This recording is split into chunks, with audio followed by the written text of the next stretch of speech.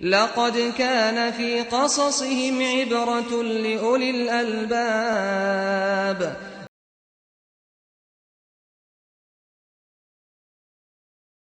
الحمدللہ والصلاة والسلام علی رسول اللہ وعلی آلہ وصحبہ وموالہ۔ محترم بھائیوں اور بزرگوں، السلام علیکم ورحمۃ اللہ وبرکاتہ۔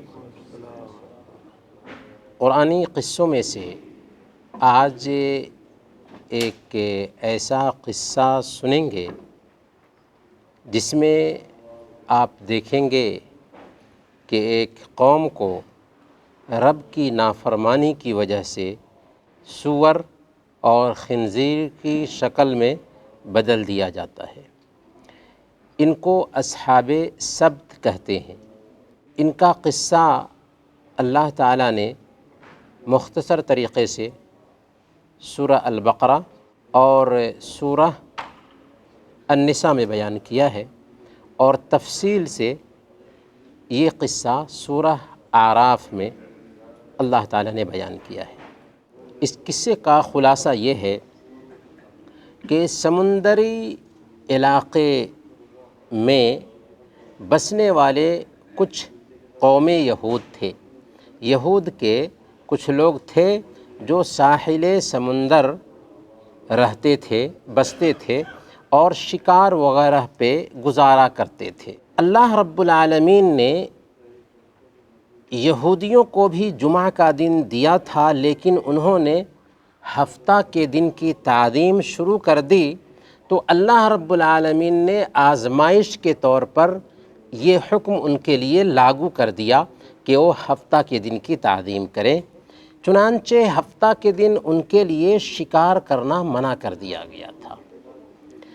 عجیب اتفاق یہ تھا کہ مچھلیاں ہفتہ کے دن ہی زیادہ آتی تھیں، دوسرے دنوں میں مچھلیاں بہت کم آتی تھیں۔ یہ آزمائش تھی اصحاب سبت کے لیے۔ انہوں نے شروع میں تو اس کی پابندی کی کہ ہفتہ کے دن، سنیچر کے دن، سیٹرڈے کو چونکہ ہمارے لیے مچھلیوں کا شکار کرنا منع ہے، اس لیے ہم شکار نہیں کریں گے۔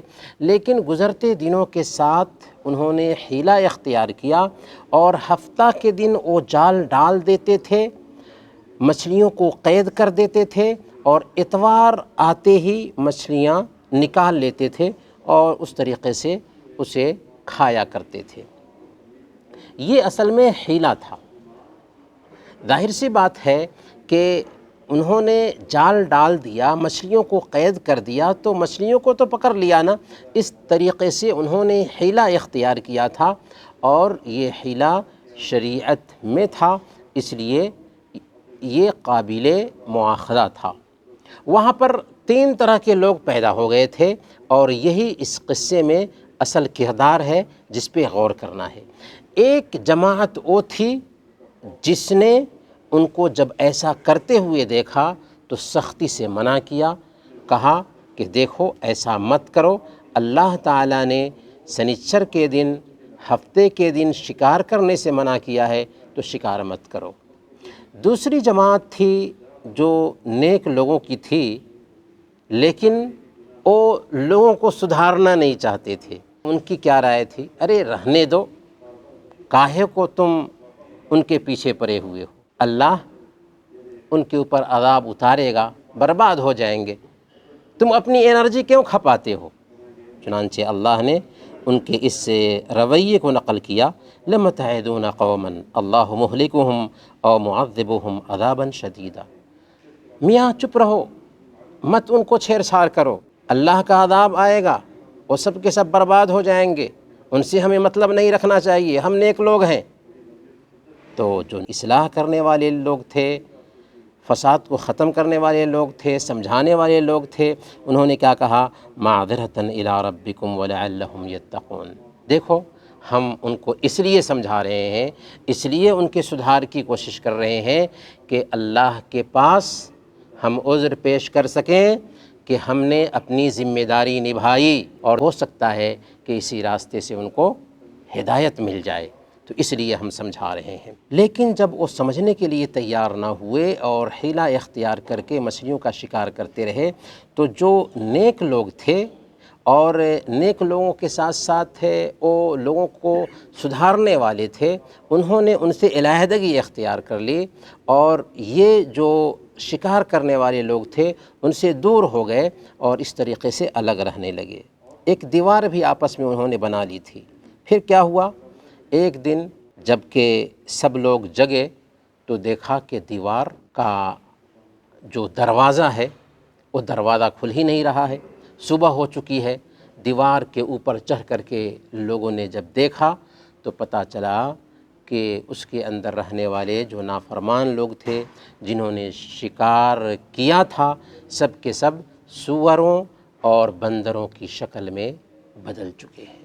یہ لوگ اپنے آس پاس اپنے رشتہ داروں اور اپنے آس پاس رہنے والوں کے بیچ آتے ہیں، ان کے کپڑوں کو سونگھتے ہیں، روتے ہیں، لیکن وہ رونا اور چلانا کوئی معنی نہیں رکھتا تھا۔ 3 دن تک وہ زندہ رہے، پھر سب کے سب تباہ ہو گئے۔ اللہ تعالیٰ نے قرآن میں بیان کیا ہے کہ جن لوگوں نے سدھار کا کام کیا تھا اللہ نے ان کو بچا لیا، اور جن لوگوں نے شکار کیا تھا ان کے اوپر اللہ کا عذاب آیا اور سور اور بندر کی شکل میں بدل دیے گئے۔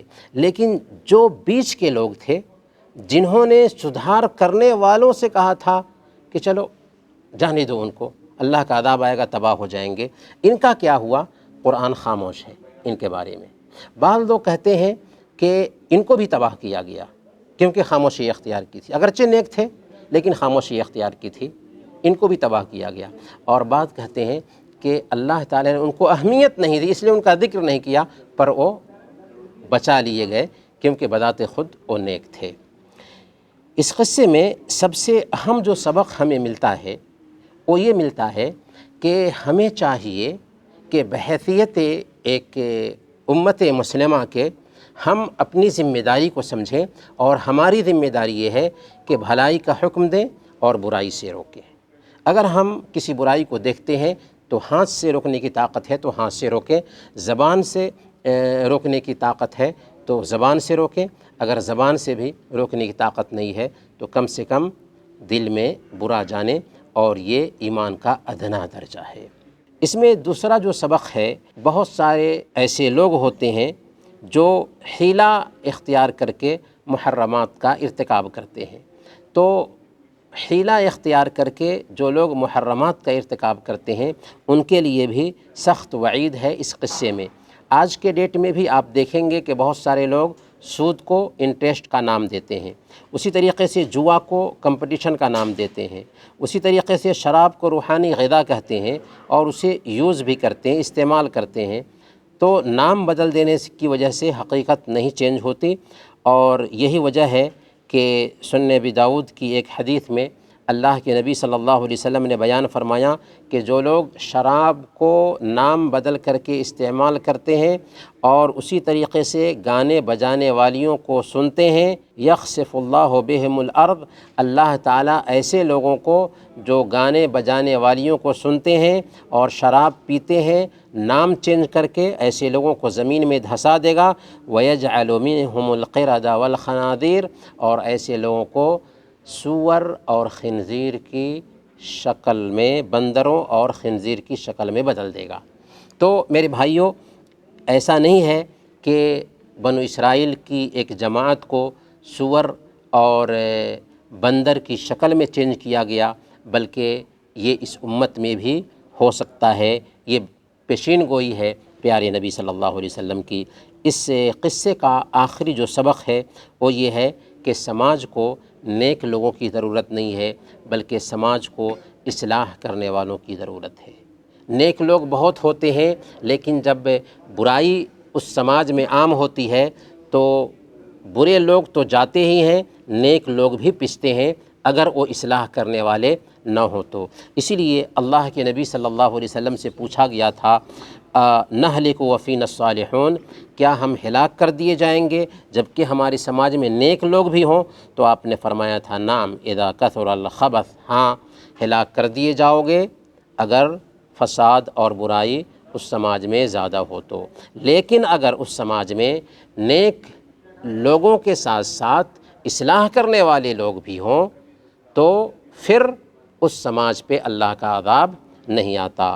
اسی لیے اللہ نے فرمایا وَمَا كَانَ رَبُّكَ لِيُهْلِكَ الْقُرَىٰ بِظُلْمٍ وَأَهْلُهَا مُصْلِحُونَ کہ اللہ تعالیٰ ایسی بستی کو ظلم کی وجہ سے تباہ نہیں کرتا جس کے رہنے والوں میں کچھ لوگ اصلاح کا کام کرنے والے ہوں۔ تو اصلاح کا کام کرنے والے تباہ نہیں ہوتے، لیکن اس بستی میں اگر نیک لوگ ہیں اور برائی کا کام ہو رہا ہے تو اللہ کی تباہی آتی ہے، برے لوگ بھی پستے ہیں، نیک لوگ بھی پستے ہیں۔ تو اس قصے کا خلاصہ یہ ہے کہ ہم نیک نہ بنیں بلکہ نیکی کی طرف دعوت دینے والے بنیں، کیونکہ اگر ہم صرف نیک ہیں تو تباہی آئے گی تو ہم بھی پسیں گے، لیکن نیکی کی طرف دعوت دینے والے ہیں تو ہم تباہی سے بچ جائیں گے۔ اللہ تعالی ہم سب کو دین کا داعی بنائے، آمین۔ وصلی اللہ علی نبینا محمد وعلی آلہ وصحبہ اجمعین۔